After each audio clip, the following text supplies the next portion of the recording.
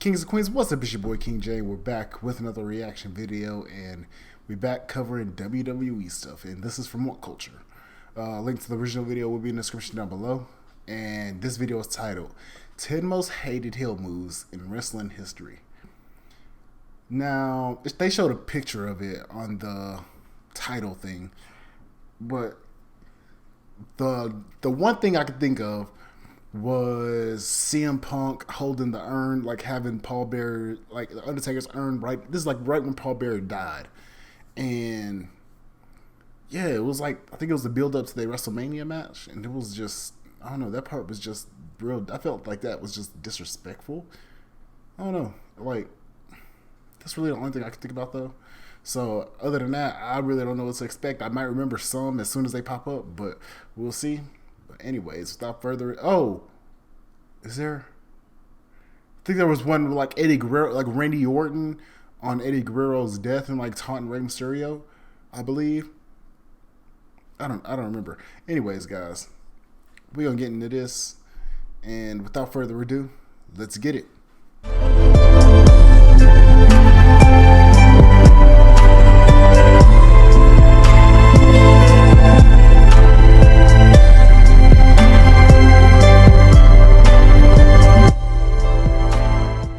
Drawing heat ain't easy. Anybody can badmouth the fans, deliver a low blow, stick their tongue out, or just be a little bit of a jerk. But if you're really dedicated to making people hate you, you've got to be the worst guy in the universe. Just like the people I'm about to talk about today. I'm Andy from What Culture Wrestling, and here are the 10 most hated heel moves in wrestling history. Number 10, putting the fun in funeral. You've all seen it, you all know. I forgot about this. Was this? This wasn't real though, was it? This is like Paul. This was at Big Show's. Like, I can't remember. He was at some funeral, and Big Boss Man pulled it. I don't remember if this was real. I don't think this was real. Was it real?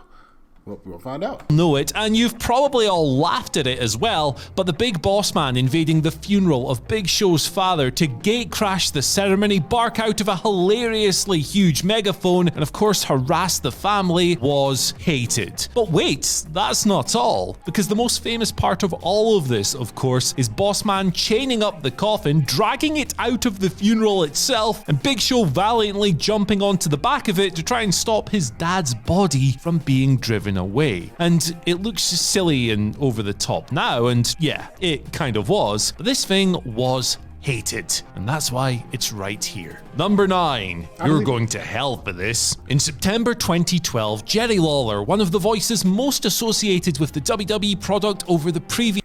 Yes, he had a heart attack, and CM Punk made fun of that.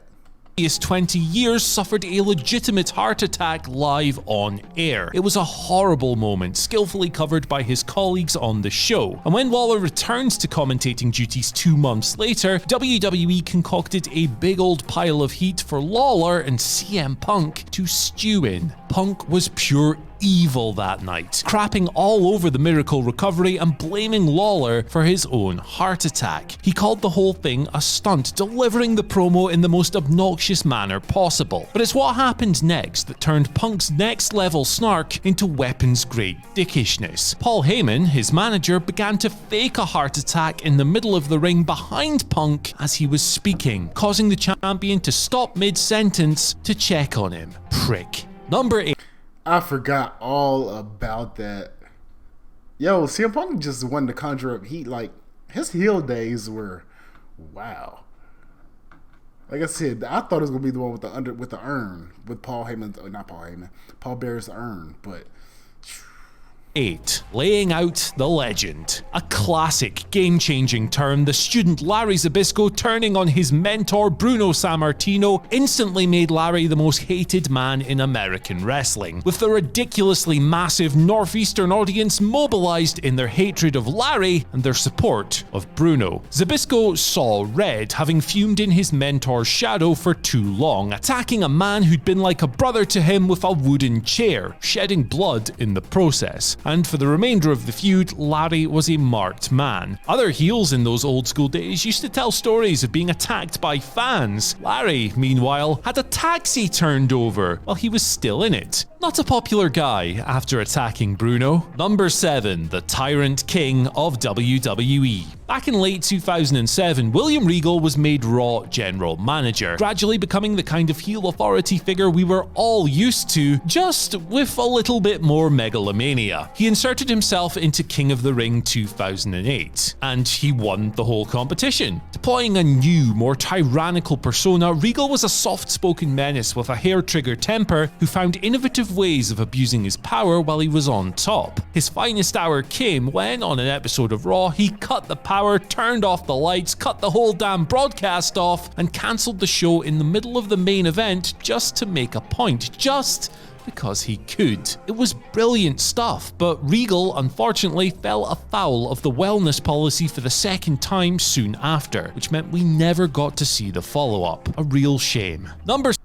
Oh, William Regal. That's not like that was a great angle too. Like, why would you mess that up, William? Like, dang. But y'all see this, right? This is the one I was talking about. I'm pretty sure this is...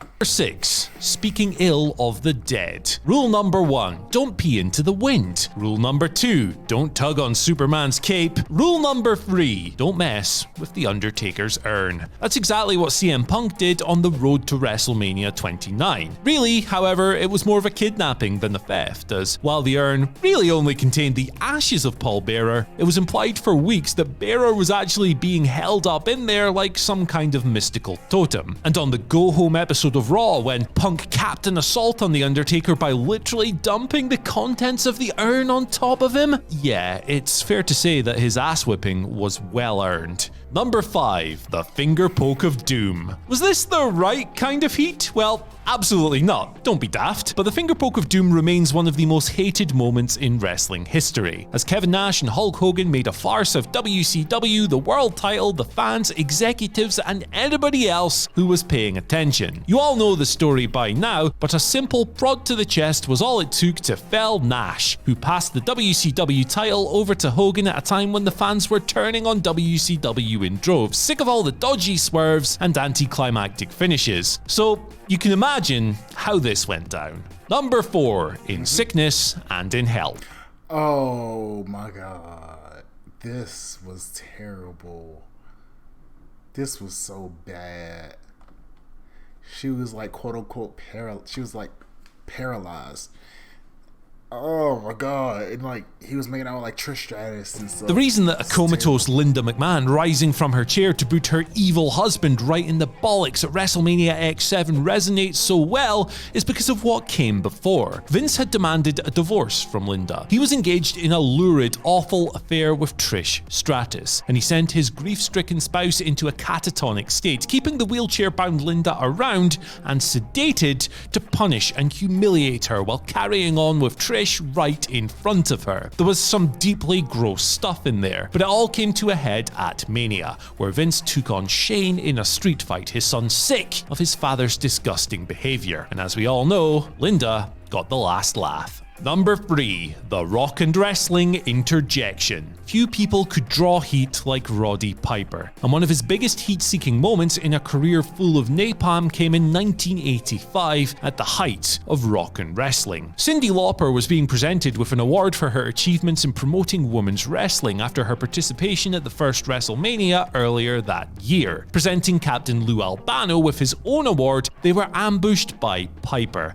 broke the award over Albano's head, body slammed Lauper's manager Dan Wolf, and, oh yeah, kicked Cyndi as well. That's what sealed the deal, really, because in the grand scheme, it was the bump of all bumps. Lauper was already on her hands and knees beside the falling Captain Lou, and all Piper really had to do was gently shove her away and over to the side with his foot before he grabbed Wolf. To the fans, it was like witnessing first-degree murder. Lauper was a tiny human being compared to Piper and a bona fide pop star. And Piper had just gate-crashed her award ceremony to kick her and her manager. It was unprecedented, and it made Roddy the most hated heel in the country for a long, long time. Number 2. Breaking the American Dream. In one of the most famous and heated wrestling angles of all time at the legendary Omni in Atlanta on the 29th of September 1985, the Four Horsemen technically came together, beating down Dusty Rhodes in an all-time classic moment. Ric Flair, that devil, had just defeated Nikita Koloff in a steel cage. Out came the Russians to attack him, but no, it's Dusty Rhodes, the ultimate folk hero, closing the show with what looked like the ultimate feel-good moment as him and Flair came together to fight them off. But no, here come the Andersons. The cage door was locked and all three men brutalized Dusty's ankle, turning the crowd into a rabid,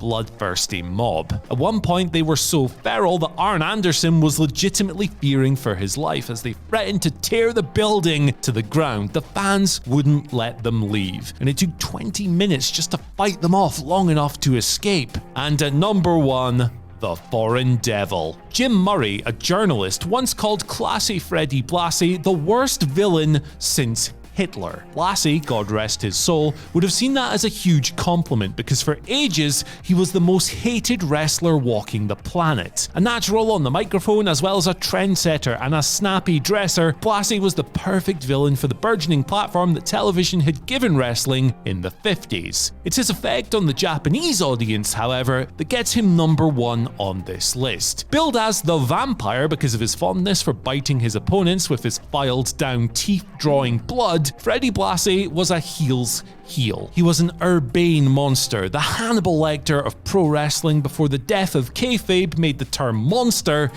kind of a caricature. He claimed with some justification to have caused a spread of heart attacks amongst televised viewers of his matches in Japan with Ricky Dozan and the Great Togo. And Freddie himself once said, in his own words, "In my whole career, 92 people dropped dead of heart attacks. My ambition was to kill 100, and I failed." That was his goal, and yeah, we're never gonna see the likes of him again. Rest in peace, Freddie Blassie. So that Yo! Oh yeah, he top heel, most definitely. That's messed up. Huh, dang, wow. Anyways, guys, if y'all like this reaction, thumbs up. If y'all didn't like the reaction, the thumbs down. Which was y'all's most hated heel moment? Like, what is y'all's favorite? I don't know if I have a favorite. I would really have liked to seen how that William Regal thing played out, but things happen. Anyways, guys, if y'all like this video, hit the thumbs up. If y'all didn't like it, hit the thumbs down. I already said it. I already said all this. I'm so sorry. Comment down below what y'all want to see react to next. Hit that subscribe button and hit that notification bell so you never miss a video. And I will see you guys on the next one. Peace.